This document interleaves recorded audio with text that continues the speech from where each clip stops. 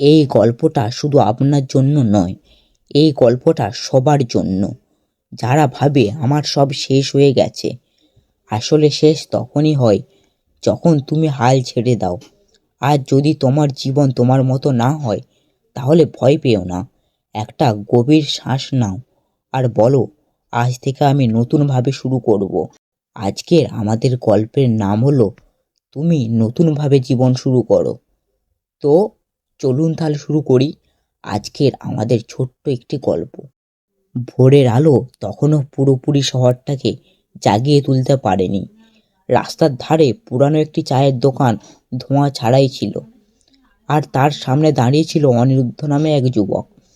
তখন তার বয়স মাত্র 30 পেরিয়েছে, কিন্তু চোখে ছিল ক্লান্তি আর হতাশার ছাপ। বাইরে থেকে দেখলে মনে হতো সব ঠিক আছে, একটা চাকরি আছে, মাথার ওপর ছাদ আছে, কিন্তু ভেতরে ভেতরে তার জীবনটা অনেক আগে থেকেই থেমে গিয়েছিল। অনিরুদ্ধর জীবন এক সময় খুব আলাদা ছিল। কলেজে পড়ার সময় সে স্বপ্ন ছিল একজন ভরা তরুণী হবে, বড় করার কিছু ইচ্ছা ছিল, নিজের একটা পরিচয় গড়ার আগ্রহ ছিল।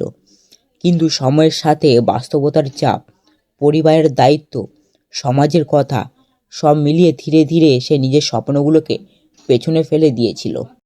এই তো জীবন, একটা কথায় সে নিজেকে প্রতিদিন বোঝাতো।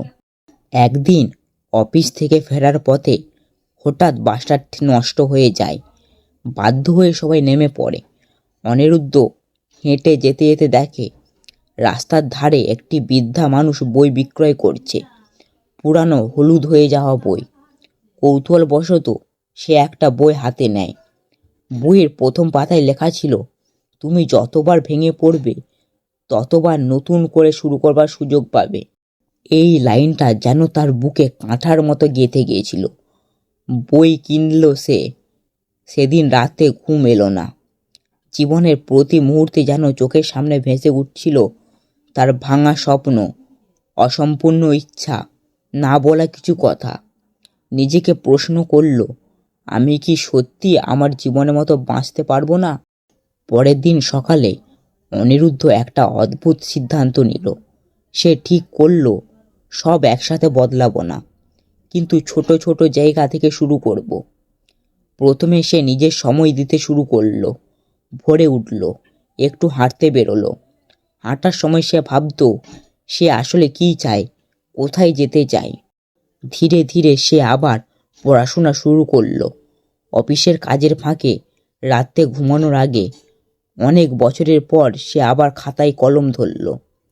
প্রথম প্রথম কঠিন লাগতো, মনে হতো দেরি হয়ে গেছে, কিন্তু সে নিজেকে বলতো, দেরি তখনই হয় যখন তুমি চেষ্টা করা ছেড়ে দাও। সবচেয়ে বড় পরিবর্তন এলো তার মানসিকতায়। আগে সে নিজের ব্যর্থতায় অন্যদের দোষ দিত, পরিস্থিতি, পরিবার, সমাজ। এখন সে সবকিছু বুঝতে শুরু করলো। নতুনভাবে শুরু করলো জীবন। আগে নিজের দায়িত্বকে নিতে হতো। ভুলগুলোকে সে শত্রু না ভেবে নিজের শিক্ষক হিসাবে দেখল। একদিন অফিসে তার পুরানো বন্ধু রাহুলের সাথে দেখা হলো।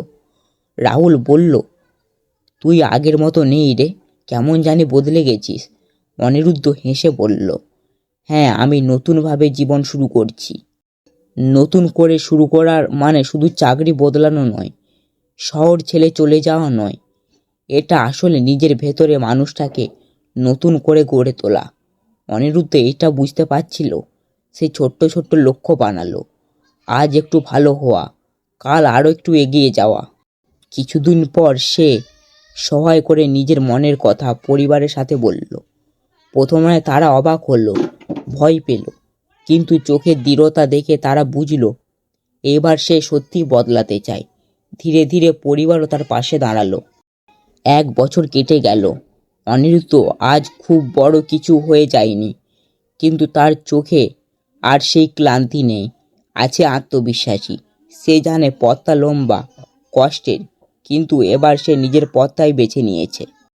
একদিন সকালে সে পুরানো চায়ের দোকানের সামনে দাঁড়িয়ে অনিরুদ্ধ আবার চা খাচ্ছিল। সূর্যটা আজ একটু বেশি উজ্জ্বল মনে হচ্ছিল। সে মনে মনে বলল, নতুনভাবে জীবন শুরু করার মানে অতীত মুছে ফেলা নয়, বরং অতীতকে সঙ্গে নিয়ে সামনে এগিয়ে যাওয়া।